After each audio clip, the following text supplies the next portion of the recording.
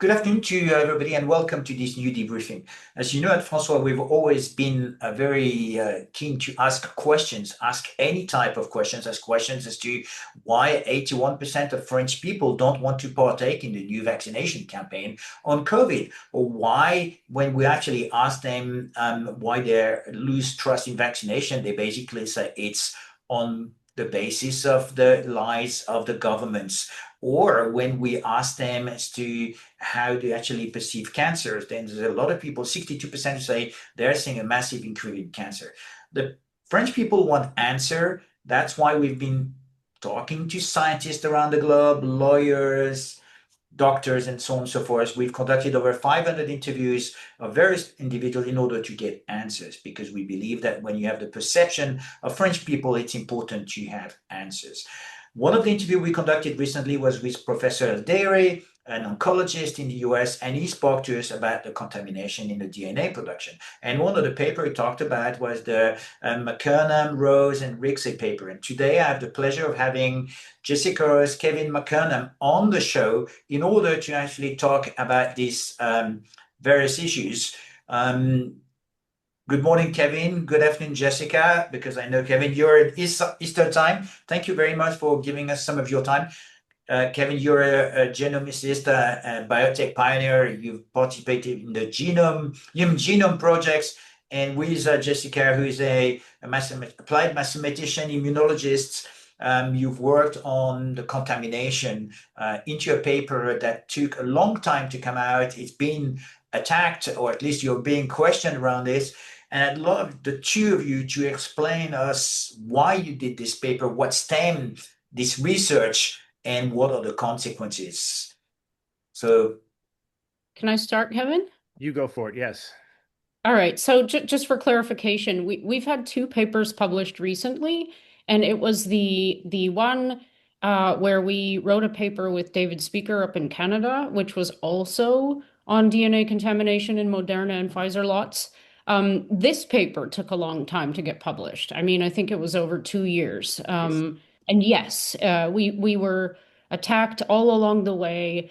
It was, we submitted it to four or five other journals, and it got desk rejected before we actually got an accepted for review answer from autoimmunity. So that paper is it's been through the ringer, and it's also under investigation right now, so we can talk about that. But this more recent paper, it didn't take so long at all to get through peer review, which we're very happy about because it's very important work. And it's basically the product of excellent momentum. And we basically, me and Charles and Kevin, took 2 days over Veterans Day and the following day to do an incredible amount of work that involved quantifying DNA from completely unopened Moderna and Pfizer vials from Japan using qPCR, fluorometry, and also Oxford nanopore sequencing. So we hit it from three angles.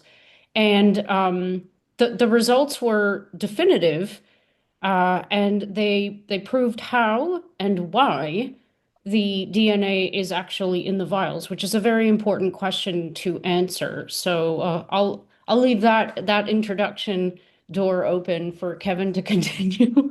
Sure. thank you very much, Jessica. Part of the interest in doing this subsequent work was that there's been a lot of papers coming out discussing DNA contamination in the vaccines, and everyone's using slightly different methods, getting slightly different results.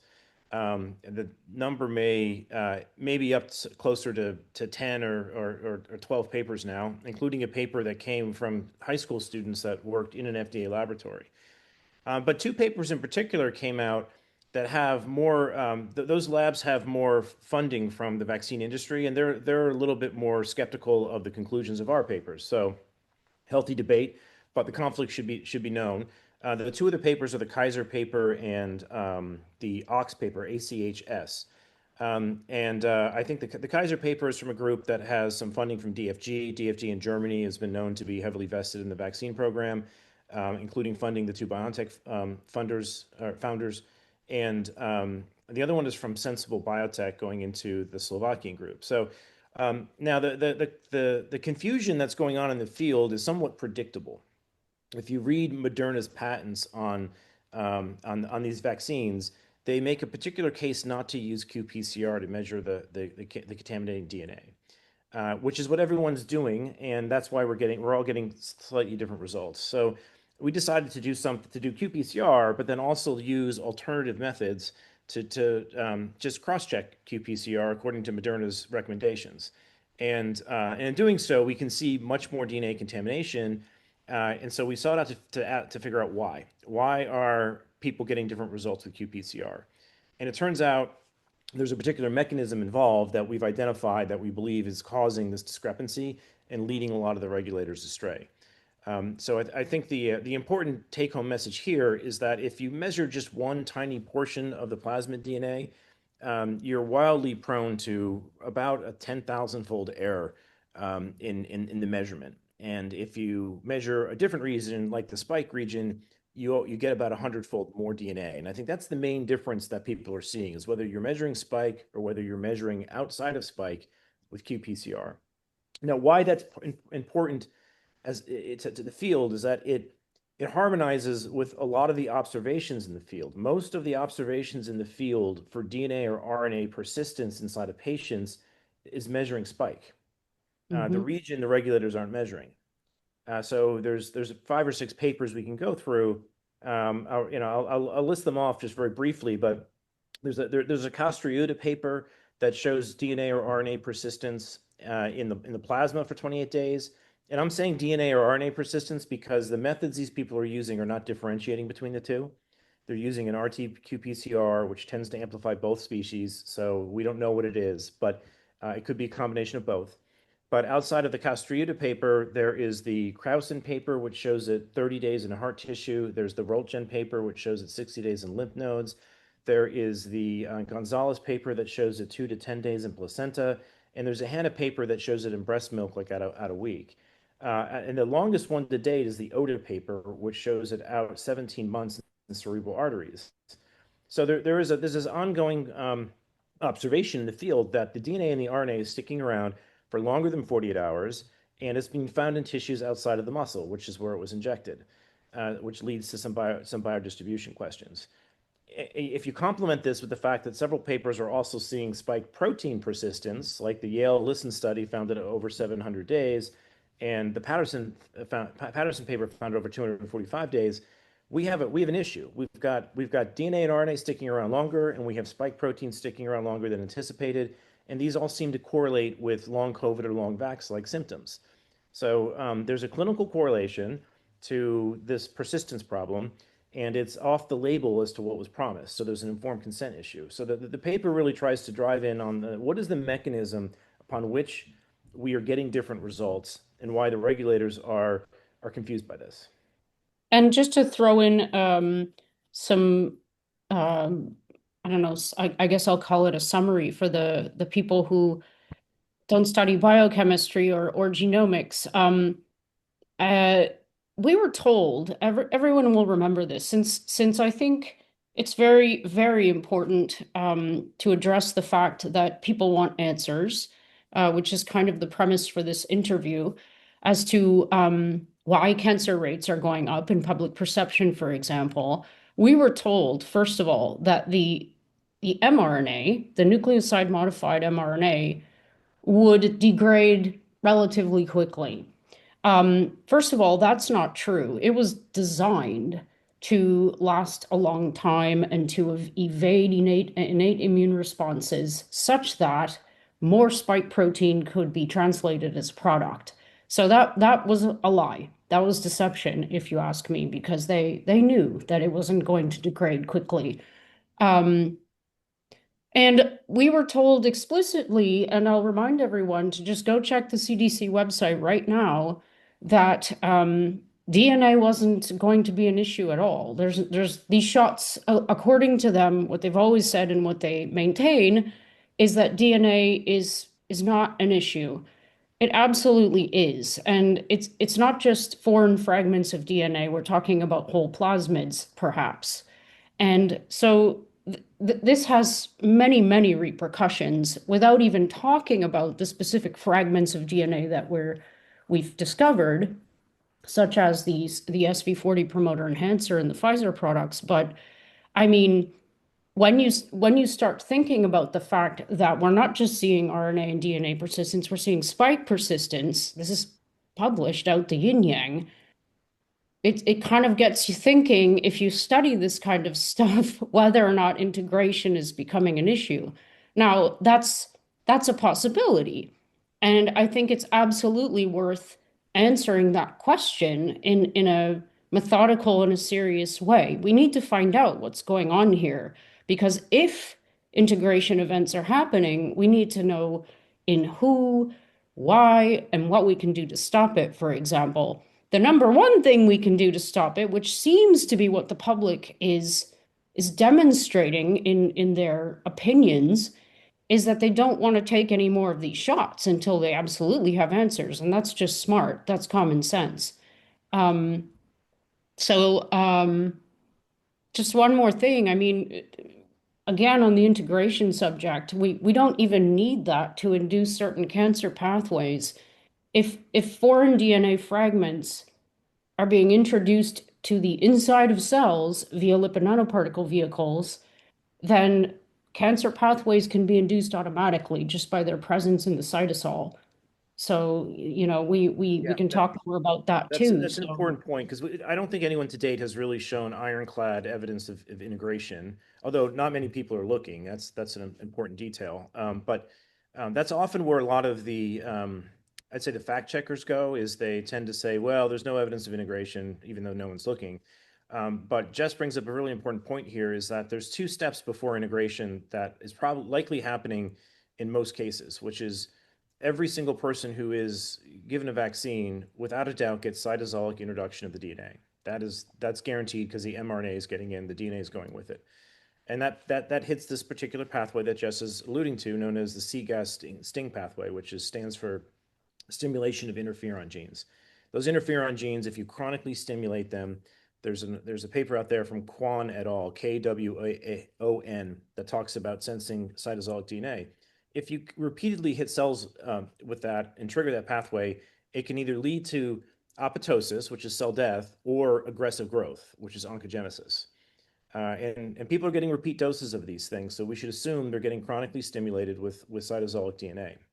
The second thing, which is a bit of an intermediate step between cytosolic introduction and integration, is that some of these plasmids can self-replicate themselves and persist as an episomal plasmid inside of a cell. They don't have to integrate, but they can still copy themselves with cell division. And that's the state of that is unknown. I suspect that's probably happening more frequently than integration, if it's happening at all, mainly because the plasmid in Pfizer's case was designed to do it. It's a plasmid that has mammalian promoters and mammalian origins of replication. It's used in gene therapy. Its design is to replicate inside of mammalian cells. And in the paper that you've brought up, the most recent one, we have found 5,200 base pair pieces of DNA in some vaccines. Now, the reason that scares us is that the sequencers we're using to read that DNA cannot read full circles. These are Oxford nanopores that have to thread linear DNA through a pore to read it, and the circles don't get in. So if we're getting things that are that long, we have a sequencer that can't read the circles, the odds are there are vials out there that have fully competent plasmids in them. Now, to date, we've probably only surveyed with sequencing maybe a half dozen to a dozen vials. Like, if you look at everything across all researchers, from Didier Riault to Philip Buchholz to our work, maybe it adds up to about a dozen vials that have been sequenced. So that, and none of them are like the notorious lots, like the E lots. So that does raise some concern that we don't have the sampling depth to find the adverse event ratio. The adverse event ratio I've read about is somewhere between 1 in 200 to 1 in 800. And the 1 in 800 number comes from, who's the author for that? His name will come to me later, but there's a really good paper about the severe adverse event ratio from a physician that was presented to the FDA. And they came down to about 1 in 800 people are getting these severe adverse events. So we really need to get into sequencing at least 800 vials to find what might be causing the severe adverse events, and we're just not deep enough yet. So once you start seeing 5,000 base pair pieces of DNA in some of the vials, and they're from vials that don't really have a high adverse event rate, you have to assume there might be full-length plasmids out there in the lots that are very damaging. And we need deeper surveying to understand that. Yeah, and it's not like they don't have the resources. By they, I mean like the manufacturers and governments themselves. They have the financial and mechanical resources to do all this. It wouldn't even cost a lot of money, as I understand it. It wouldn't take a lot of time. I mean, what we did in 2 days, just three people, was an enormous amount of work. I mean, it puts what's been done to shame, if you ask me, in terms of checking, asking good questions and checking for answers, which is literally what we need to do now. The public was expected without any real data to just participate in what I'm calling an experiment. But when the public wants an answer as to why are these things happening after we all were subjected to this, it's tumbleweed. I mean, it's not balanced. I put the article in the chat. It's from Dr. Joseph Freeman, who Oh looked yeah, at Freeman. adverse events. I will sort of look at it later. Thanks a lot for this long explanation. As the marketing agencies and the government agencies have said, safe and effective. And what you're questioning here is whether there are some production issues that could actually be linked, and you're asking those teams to actually investigate those, as the French people are asking, as many other citizens are asking. There is one element which I should bring to the attention of yourself, but also to our audience, is that in the contract, at least in the European contracts, it was down to the regulatory agencies of each individual country to do the quality assessment when they received the vials.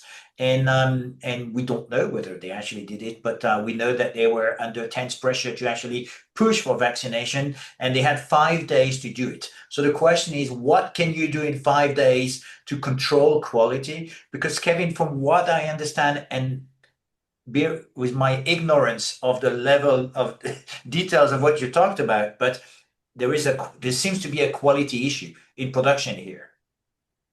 Yes, I don't know how they could look at the full-throated quality of these in 5 days. I mean, what we did was just looking at one component of here, the DNA, and it took 2 days with 3 people. It wasn't a lot of money, but that's a really narrow slice of the question, right? The outside of just looking for the residual DNA, they're tasked with looking at the integrity of the RNA, with the lipid, the LNP quality. There's the long list of QCs they have to go through for this that I don't know that it's even feasible to do it for 5 days, in 5 days. But what is known from our inquiry into this is that none of the regulators are actually running these tests on their own. They're asking the sponsor to run them and trusting the numbers. The only agency we've seen attempt to look at the DNA is the TGA. They've claimed to have done it, and they've claimed to be looking at a CAN gene, but all of the protocols that they put public are redacted. So no one else can really scrutinize them to see whether they have any flaws in the methods they're using. Now, the reason I bring up what the TGA is doing is that we know from the paper we just put out that if you're looking in just one region like the CAN gene, you can be 100-fold off. In fact, we suspect they are, because whenever we look at that region, it's always easily digested by the DNases. So in the DNA contamination front, people have to understand that all the RNA is generated from DNA. They first make a DNA template, and there's 2 different mechanisms for making that DNA template, which changed after the trial. The trial initially started with DNA that was made with the process of PCR. They would PCR amplify just the 5,000 base pair spike region off the plasmid. And when you do PCR, 2 things dramatically change. One, you can add in a functional group known as a biotin on the PCR product, so you can easily remove the DNA from solution. That's different from where they ended up. They switched away from this PCR method to a plasmid-based manufacturing system that can't do that. So it's harder to clean the DNA up in what is known as process 2. Process 1 was what was used for the trial. This is in the BMJ article from Retsis Levy and Jaskutskow. They used PCR to make the DNA they're going to make the RNA off of. The other thing that happens in PCR is it erases the methylation status of the DNA. And that's important because those methyl signatures are what teach the cells whether the DNA is self DNA or foreign DNA. And if it's foreign DNA, the C-gas-sting pathway gets more aggravated than if it's self DNA. So PCR cleans it of all that, whereas the plasmids, they tend to methylate it according to the host cell that they're grown in, which is E. coli, and E. coli tends to methylate the A's, and that means when that DNA gets introduced to the cell starts sensing signs of sepsis and thinks that there's in fact a foreign invader or a virus in the cell, and so the C-gas-sting pathway goes into high gear. So they made this change from process 1 to process 2. The DNA materially changed from being only in the spike region to now having this entire plasmid present. And the entire plasmid comes with all these other DNA components that weren't part of the informed consent process, and that they are tagged with different methyl groups that make them more stimulatory to this particular cancer pathway we're concerned about. So in that transition, what should have occurred is they should have had additional PCR assays or a different method altogether to measure all of the DNA that could be there. Because when you measure just a little tiny 100 base pair region, you have to make all types of mathematical extrapolations as to how much DNA is really there. You're just measuring a tiny window and assuming the rest of the DNA content from that one tiny piece. That is loaded with all types of flaws. So the reason our paper went into multiple methods is that we saw in 5 different studies that PCR was giving us 100-fold differences between spike and the plasmid backbone. We saw this in Philip Buchholz's work. We saw it in Sonia Pekova's work. We saw it in Speaker's work, some of our earliest work in that we put out as a preprint. So this offset between looking at spike versus the rest of the plasmid is why we think the regulators are missing this. The TGA has been pointed to look in the wrong place for this. And that brings up a very different, I think, type of regulatory problem, is that the regulators were given the wrong place to look. All right. This is something that I think is very deliberate, because in the EMA leaks that occurred with Pfizer, they have an assay to look at the spike region's DNA with qPCR, but they never report the CT or the quantitation value from that. They then go and design another assay in the wrong part of the plasmid and point the regulators to use that one. But it's worse than that. That's a very deliberate misdirection of the regulators. But it's worse than that. Sorry. Yeah, they know the answer and they're hiding it, and they pointed them in the wrong direction. But it's worse than that. And sorry. Go ahead, Jessica. Go ahead, Jessica. Just for the flow. One of the main things you'll read in our paper is that we threw in. Okay, first of all, remember what Kevin just said about process 2. They're using a plasmid E. coli system, and DNA left behind is a problem. So the last step of the synthesis process, the synthesis of the nucleoside modified mRNA from that DNA, is to clean everything up, because you ultimately just want nucleoside modified mRNA wrapped in your lipid nanoparticle. So the way that they do that is to degrade the DNA that they anticipate will be left over after the reaction with something called DNase 1. Now, that is published, and it's known not to be able to degrade something called DNA-RNA hybrids. So as part of this process, this synthesis process, you're dealing with DNA templates, that are ultimately going to be used in the in vitro transcription reaction to produce your mRNA. And these guys sometimes are going to be complementary. So they're going to stick together, and they're going to stick together really hard, let's say, because of the N1 methyl pseudouridines, because they have a higher melting temperature. So they not only stick together, but they're hard to pull apart. Anyway, these enzymes that they used at the end of the process don't act on these hybrids. And those hybrids are going to form in the context of spike, because that's the gene that you actually want to do your in vitro transcription on in order to produce your template, your mRNA template. So we threw in, or Kevin threw in, something called DNase XT, which is an enzyme that knowingly acts on RNA DNA hybrids. And lo and behold, we saw a shift along the x-axis of our qPCR to the right, which means that, wow, lo and behold, we have proof, like solid proof, that this enzyme is working on these hybrids that were left behind.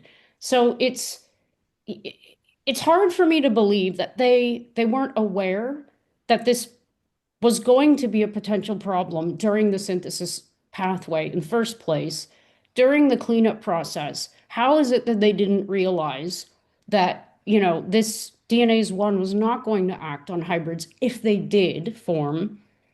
Like, how is it possible that they have this assay to look for the CAN gene? It's like they're looking for something that they're not going to find, and then all of a sudden they're reporting, oh yeah, there's no DNA. When So in they're fact, being sent on the wrong path, in essence. Yeah, yeah, I if mean, if if you they consider the PCR process and process one, they're not amplifying that region. So why would you target that region if you're not amplifying it, exactly. So it's right? almost like they knew while they were doing the process one that, this was going to be the eventuality anyway. So it's like, what were you? You're playing hide the ball. Like, yeah, So, Yeah, so yeah. Kevin and it's more Jessica, than just sorry, please go on, Kevin.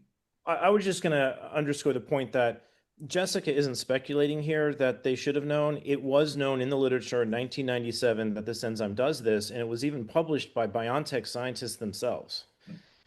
So they know this They enzyme quote the does not do Sutton this. paper in their study. They It's wrote it Lenk et al., themselves. Lenk et al. We have it cited in there. So they're very aware that there's a hundredfold less activity on RNA DNA hybrids with that enzyme, and that's exactly what everyone's seeing. They're seeing a hundredfold difference between spike and CAN, and they're pointing the regulators at CAN, which is a clear deception in my mind. Like they are not doing this as an accident. This is very deliberate and targeted way to misdirect the regulators. So, Kevin and Jessica, if we actually switch to the second part of the interview and talk about really the consequences and the way you're being attacked. In fact, what you're doing is you're answering the general public's inquiry and questions around, is there a potential link? Can we actually try and explain? So you're doing part of the regulatory work. We know that there are no genotoxicity and biodistribution studies that were submitted into the early authorization. And now you've published your papers and you're being attacked. Are you getting anywhere with the regulators, or are you being asked to comment? Are they curious as to the work you're doing? Because in essence, you're doing their work. Anyone trying to actually bring some form of evidence into a plane crash or into any other industrial accident would probably be listened to. And you're not sort of reading into glass balls. You're actually doing science. So in fact, your fact-based analysis should be listened to. So can you please talk to us about the attacks you're getting, but also the reception you're getting from the scientific community and the regulatory community? Well, I want to zero in on one point you made there that's very an important distinction between the airline industry and the drug industry, which is in the United States, in the airline industry, the FAA approves planes, and it's the National Transportation and Safety Board, the NTSB, that investigates crashes. And the reason they have those roles separated is because we have found throughout time it's human nature that the people who approve things are least likely to perform the best investigation. They just don't want to admit that they were wrong, right? So Independent bodies, should I call it? yeah, we should have an independent body that looks at this, not the people who approved it, because I think there's just too much liability and culpability for having the people investigate themselves. But to that being said, no, there was not a lot of response. We made this aware to the FDA when we first found this, I think back in 2023. But things have changed. The current ACIP committee is actually very attentive to this. And there are new people in the administration at the FDA. Tracy Beth Hogue has mentioned on air that they are going to look into this. And I have forwarded her this paper so she knows that if you look into this, don't look into this the way Pfizer's telling you to look into it a different way, because they're going to mislead you. So they're aware of that, and hopefully this results in some more honest investigation into what's going on here. Now, to your point about the clinical significance, I think that is what really gets people. The attacks come out if we start making those correlation causation links, because we can't right now. We really don't have clarity on the lot sizes that are out there. So in the past, we have tried to show correlation between the amount of DNA in the vials and the amount of adverse events. And it's a very specious correlation to make. Yes, you can find some correlation, but we don't know that it's causative, mainly because the lot sizes vary so much. So let's say we have one lot that has really high DNA concentration and has high adverse events. You have to know if that lot was given to 10 million people or 100,000 people. And if you Which don't know begs the that, question, why don't we have the lot sizes available to us? Why exactly. has it been 5 years? That's my main question. Yes, if they really want an answer to that, they have to disclose the lot sizes. Otherwise, we can't address it. And so our paper kind of stopped. Our first paper, where the one from David Speaker that got so much heat, tried to be very careful and say, look, this is just a preliminary correlation. We cannot assess whether this is real because we don't know the lot sizes, and this is why the correlations are probably quite confusing at this stage. But just mentioning adverse events in a paper like this gets all types of heat, if you will. And that heat comes in very weird forms. So there's an organization out there known as PubPeer. We tend to call them PubSmear because we've not found them to be very credible, but they are very aggressive at filing complaints with journals to get journals concerned that they've published something that's not credible. It's And they do actually this. their modus operandi, to be Yeah, clear. Like they're this out is to why they sell. exist. Yeah, they're out to sell software. There's a software involved that if the journals get tired of this, they can install the PubPeer software, so that they not as many papers slip through with image analysis artifacts. Now, so there's a business motive there for the site to flag as many papers as possible to get as many journals to take on their software. So it's The like problem Papier is like a social network where people are going to discuss, or technically speaking, it's it's post masquerading publication. as that, but it's really not that. It's a business model. Yeah, of course. They try to claim it's an open source system, but we've been censored from there. When we've been asked to, when our papers have been challenged, they reject our comments. And so I put in a complaint about the Corman-Drosten PCR paper a long time ago, and they continue to remove any of my comments about that paper. So, secondly, we don't know the conflicts that these people have. Some of them claim to be investors. Investors in what? Are you investors in Moderna, Pfizer? Like, this is pretty important asymmetry that's going on, because as a person who's publishing a paper, you have to declare those things, and they can attack you anonymously without any conflicts presented. Their funding is from a group, the Arnold Foundation, which got their money out of Enron. They're some of the only people that got money out of Enron, surprisingly. But they also fund Retraction Watch, and they've funded campaigns to take down RFK Jr. They have funded people who have nixed the black box warning on the vaccine, and they even funded Ralph Barrick's lab through a grant. So this is not an apolitical organization. This No, is no, an no, no. organization that has an agenda, and PubPeer is part of that agenda, which is to take down papers that perhaps have influence over their investments. So Yep. it needs to be approached with caution. Now, oftentimes, what's on there is already been traversed in papers peer review. In our case, the comments that they put on about David Speaker's paper, all of those comments have been addressed in peer review, but the peer review from that journal is not public. One side of it is public because one of those members leaked their side of the review against confidentiality agreements with the journal. We had an individual who submitted his side of the critique to Retraction Watch, who, as we mentioned before, is financially tied to PubPeer, and they only released one side of the debate and hid the other. And in doing so, they happened to reveal who they were. This was a bit of an accident on their end. They left their name in the metadata of the PDF file, and it was discovered that the person who did this had funding from DFG, which has $300 million into COVAX and funded the BioNTech founders. So this person also attacked another paper in the same field from Bridget Koenig out of Germany. She published papers showing DNA contamination using fluorometry. And when MDPI tried to resolve that dispute, Bridget put forward her critiques of this person's name is public. It's Ralph Marszalek. Bridget put forward her corrections to his critiques, and he exited that debate and ran away and published his concerns in some separate preprints. So there's a history of a little bit of dirty play here with this particular individual. Secondly, when he leaked it to Retraction Watch, our reviews to Retraction Watch, he claimed that he rejected the paper. And in that article from Retraction Watch, if you read it carefully, you'll see that they asked Taylor and Francis, did Ralph reject this? And they said, no, he did not. Ralph actually approved the paper with edits, which were given to him. And so his comment about him rejecting it does not line up with our data. So No, it's um, just sour grapes. Like he's just pissed that it went through, that the publisher decided to publish it anyway. Because that's it true, was a and he's also conflicted in that he's on the Kaiser paper. So that two of the yeah, papers that have tried to refute this, he's an author of one of them. So he should have recused himself because our of paper course he is should have. critiquing his, and he shouldn't be attacking our paper through an anonymous veil if he's in the critique from our paper.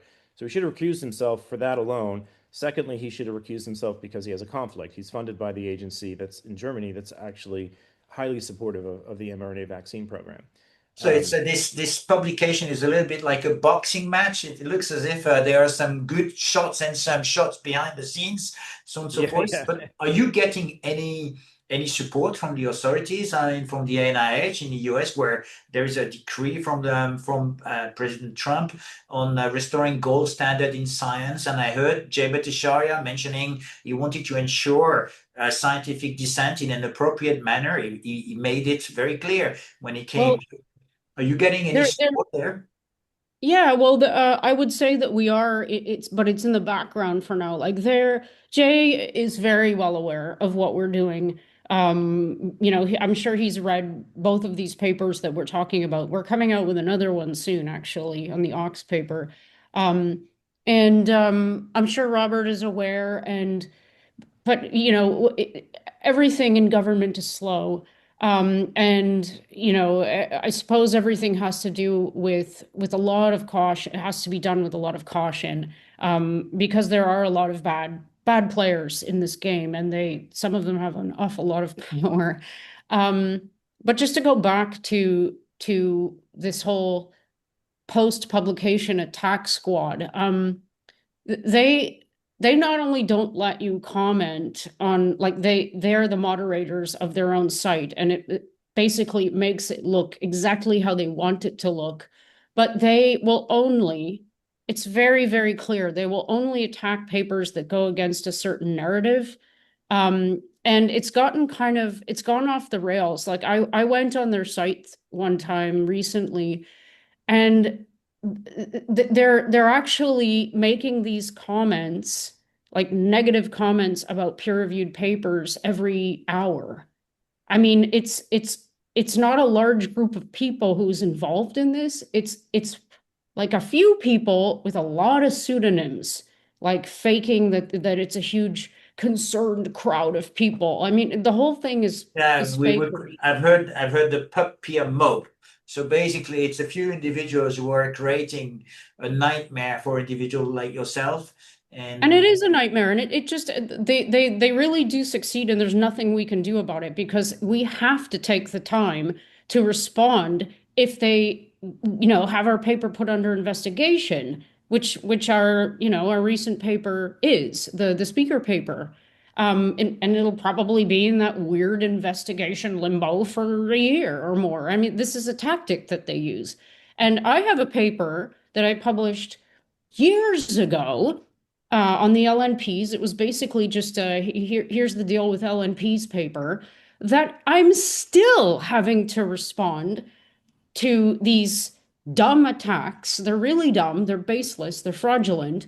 I've written Substacks about this if anyone's interested in reading it. Um, so it just goes on and on and on, and it's you can't ignore them, because if you one of ignore the them, it's worth bringing up one of the individuals who claims to be an investor, Kevin Patrick. mm, He filed a mm. complaint on the speaker paper that Vaccine Mole, an individual on Twitter, found out was completely fabricated. He used AI. That's what he blamed it on. Is, oh, I'm sorry, I used AI to come up with some complaints and sent them into the journal, and it turned out that was a hallucination. That didn't really exist. All right, so they're using AI tools to basically spam the journals with all of these threats, and then and unless you running in and actually offering them a software package to help them.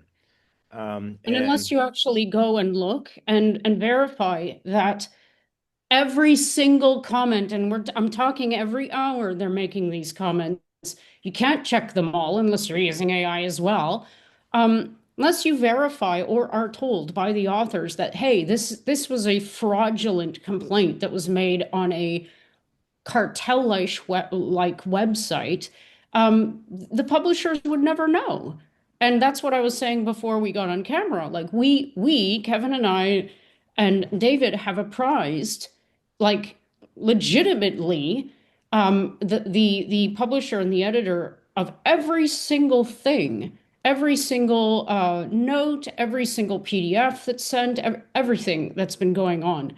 And it seems very odd to me, and Kevin will continue my thought, I'm sure, that it wasn't immediate that the investigation was called off. Like, call off the dogs, man. This isn't even based on something factual. Well, They yeah, I took think a quote from this paper that we had as a reference, and they made up some other AI generated quote, and that was the reason that the investigation was started. Yeah, and I think the reason this has gotten complicated is that it's not fair to say that everything on that site is not factual, because they do find some mistakes in some papers that they use as camouflage for their true ambitions. So they tend to go after some papers that might be really overt paper mill stuff out of China and say, look at all this fabrication, and they're right about that. They get some of those things correct. But then since 2020, you can see the site has really changed its focus, where it's gone after Didier Riault, it's gone after Sabine Hazan over ivermectin. Wafik. They're very defensive of the proximal origins paper and the Surgisphere study. Those things they supported and backed. So since 2020, there's been a real like political bias that's emerged on the site, where they are propping up a particular narrative against another. There's even people that are known to comment on that site that have published on Twitter that they're targeting our papers that haven't even been published yet.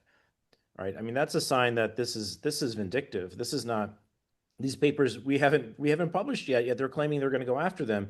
That's not a legitimate scientific concern if the paper's not published yet. That's just, we don't like you and you're on our list. And there's also a $5,000 price tag if you get a paper retracted. That's Yes. true. Now that's an email. I put caution on that just only because Okay. I can't verify the source of that email. So what Jess is referring to is some emails have shown up on Twitter where there's a pay to play Yeah, by insinuation. Magazinov. Yeah, it's the Russian individual. Yeah. It could be, yes. Yeah, I think you're right. And I haven't been able to verify whether someone doctored those images or not, but a lot of them do have Patreon accounts that are well funded, and we don't know by who. And if there's ever a RICO case that goes on here, that's the first place they're going to go after. They're going to go and pull out all their Patreon subscriptions, figure out who's paying these people, and dig into the software company, because the CEO of the software company is also on PubPeer filing thousands of complaints against papers so that journals find a need to buy his software. So all the time you're spending sort of answering to this what you would call political warfare. You're not spending on doing science. You're not spending on talking to regulators. In fact, this could involve with loss of chances of patients at the end. Yeah. And so one would have to look at the responsibility of an editor like PubPeer or a magazine, if they actually are failing to handle properly a peer review process, or they're failing to publish something, they may end up by having an editorial responsibility. And maybe I'd like to make a parallel with respect to intellectual property. I've seen a lot of AI tools lately making pictures, who making mock-ups, memes, and so on and so forth. And people have been asking, why aren't they claiming intellectual property? And in fact, if Grok or whatever created a outrageous picture of Keir Starmer, for example, they could be attracted into a lawsuit and have some responsibility behind this. Now, in fact, when you have peers who are preventing publication, they have part of responsibility in the intellectual property and the transmission of information. And that may be a way that one has to look at it in terms of the responsibility they're facing towards patients, because if the big GAFAMs are trying to get away from the intellectual property responsibility with respect to outrageous comments or images, then the question is, why aren't editors doing the same thing and letting open science and open discourse without any editorial. I'd like to make a comment about that. Go for it. It's Kevin's idea, but I think that it's probably correct. It's not really about, well, it is about intellectual property, but it's more about copyright. So if one of these evil geniuses did want to design a great business model, it would be the peer review process because and teaming up with these people who are dead set on retracting work that they don't like, not that is not scientifically sound, because they get thousands of dollars of our money every time we publish.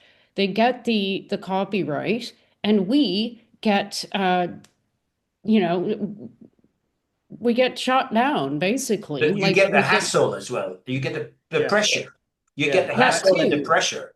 The point is that the desk rejections, no money's been exchanged at a desk rejection. So I don't think people understand that aspect of peer review. When you submit a paper in, the editors are the ultimate gatekeeper. If they like it, they'll put it out for peer review. If they don't, they'll just tell you to go away. No money exchanges hands, no copyright.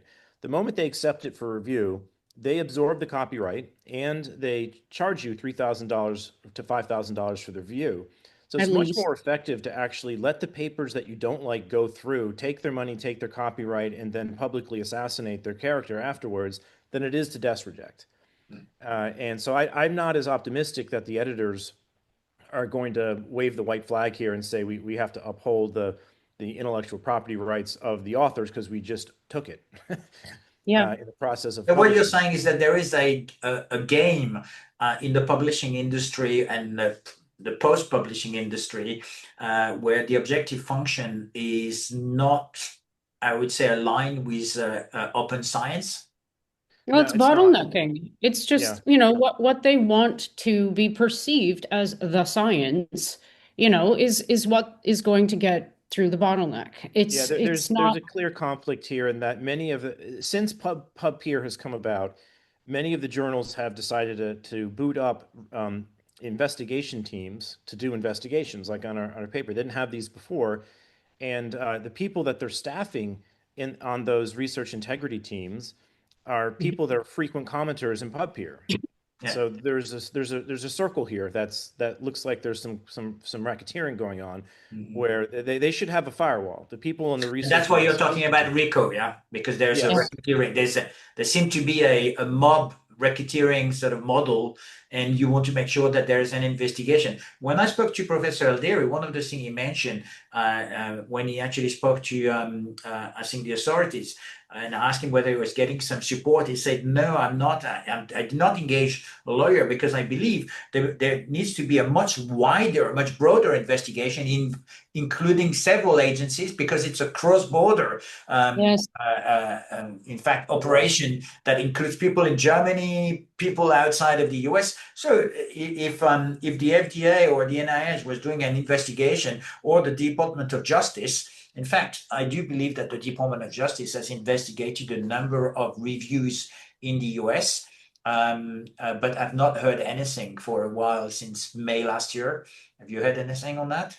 I've not. So I think he may be correct there, and that the SEC probably needs to get involved because we think this is related to securities exchange regulations. That this is being done to buoy certain stock prices, and it can be it's definitely transnational. So I don't know what jurisdictional authority some of the U.S. agencies may have on people in Germany who are participating in this.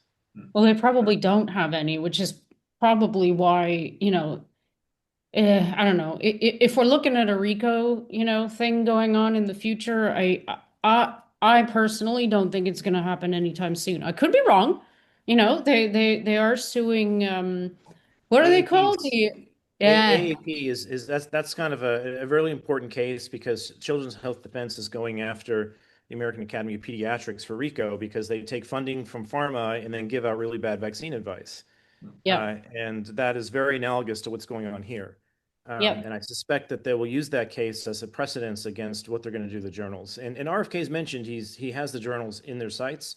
And I know Ron Johnson's heavily involved in this, and they are paying a very close eye to how these journals respond, because if there's any sign of there being deliberate suppression of information like this, and you can tie it to people's financial interests, then they're probably going to come down pretty hard on it.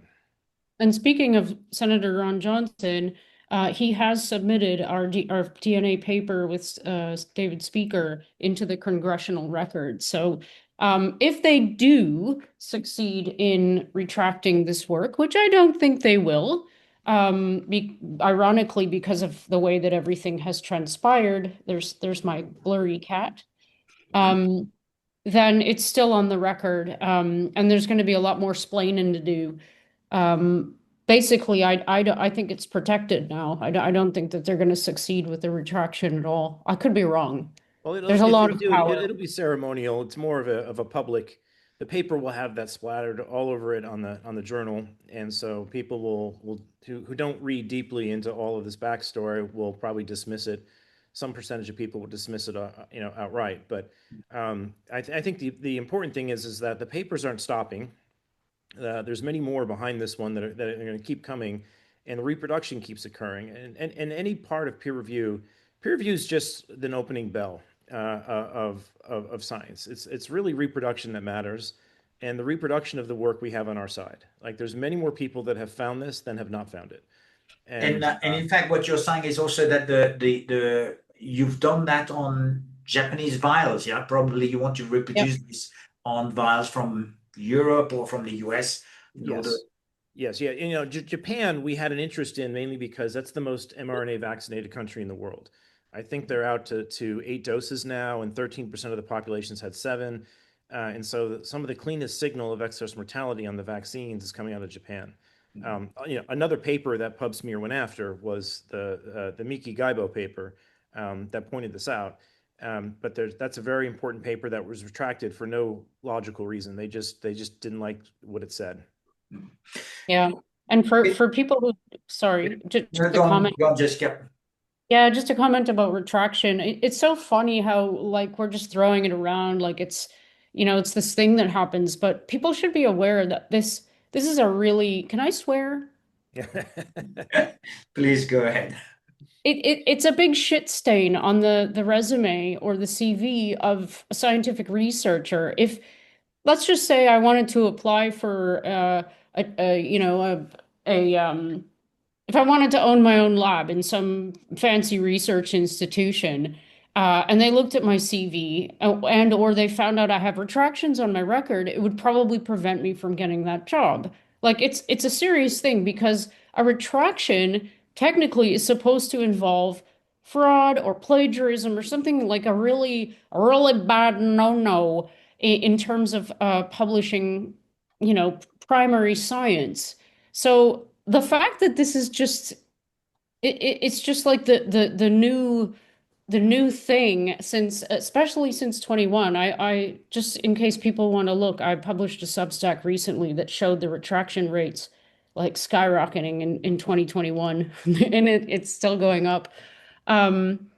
It's not something that should just happen. It should happen authentically. And of course, we just need a better system. We need a more transparent system. We need honest people.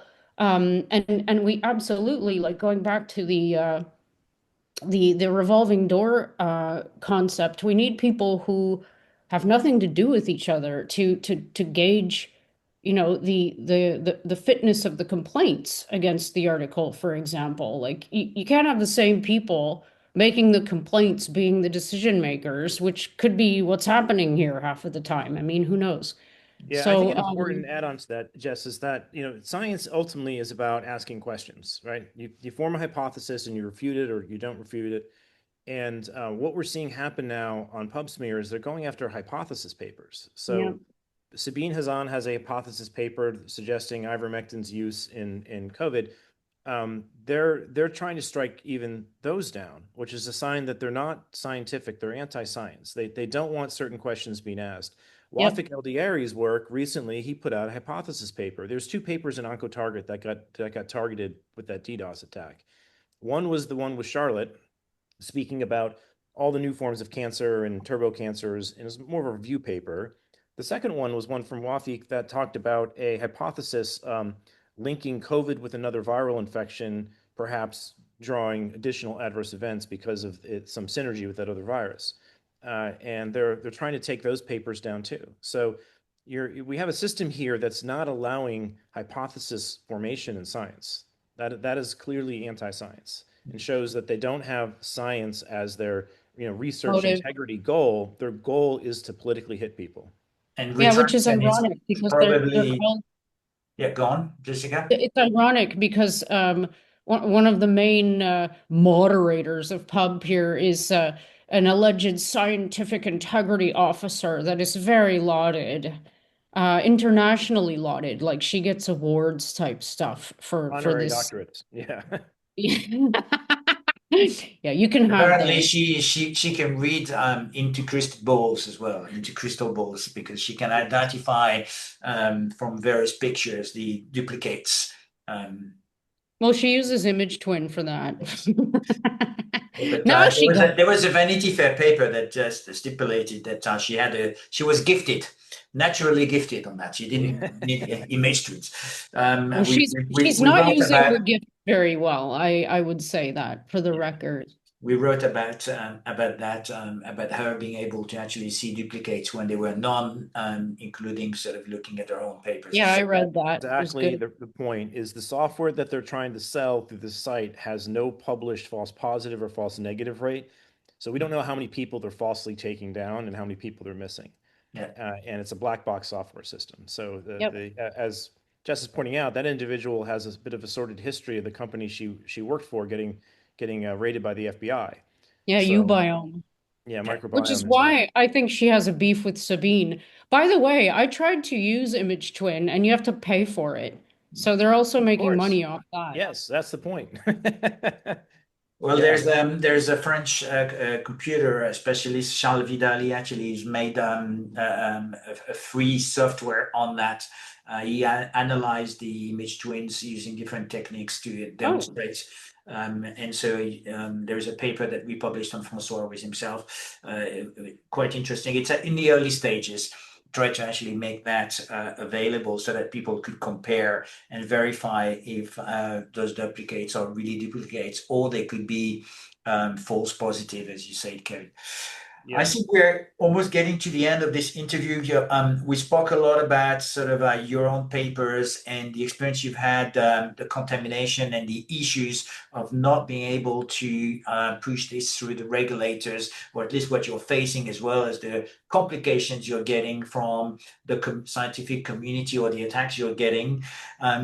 That's probably time for the final word, and it's usually our habits that we leave the final word to our guests. So whatever you want to say, whatever you want the French audience to know about, they probably don't know about your work as much as I do, but I hope they will know after that. There might be more questions, and we might want to do a follow-up interview on that. But I want to say thank you very much for your time. And Jessica and Kevin, please, the floor is yours. All right. Well, I would end with transparency and peer review is really important, and it's something we have to strive for. And as just a closing example of this, one of the individuals who's been chasing after this DNA contamination story, this individual Ralph, has got some notoriety in the field for having taken the J&J vaccines off the market. He published a paper showing that vaccine tends to get to the nucleus, and as a result, it triggers this clotting cascade. And the world has been left to believe that only happens with J&J. I think what's so frightening with our paper to him is that we're demonstrating the DNA in the Pfizer vaccines has nuclear targeting sequences, and so it does the same thing. And I think if you look through Joseph Freeman's work, you'll see that J&J is not the only vaccine that has clotting issues. The mRNA vaccines have it as well. And somehow that industry has been given sort of a safe haven of not having that problem, and therefore it is safe to use and J&J isn't. Now, J&J has been pulled off the market, and so we don't have as much adverse event data recording on this. But if you go and look through the mRNA vaccines, you'll see some of the most predominant adverse events are related to embolisms, to strokes, to acute renal failure. These are all clotting issues, all right? And it might be related to the same mechanism that Ralph pointed out. So hats off to Ralph for pointing that out. But I think his bias is getting involved here, and that his thesis is melting away when he sees that there is evidence that this DNA can drag this material to the nucleus and create the same clotting cascade inside of the mRNA vaccines. There's also evidence out there in myocarditis triggering the C-gas sting pathway. So we have a contaminant in the vaccines that's 100-fold over what they told us. That the limit that they have in place, I think it's really important for people to know that that needs to be reevaluated. The 10 nanogram limit that the FDA has, and to some degree the EMA has, was not derived from transfection-related vaccines. It was derived from vaccines that inject DNA naked into the body, and we agree with them. It has a short half-life then.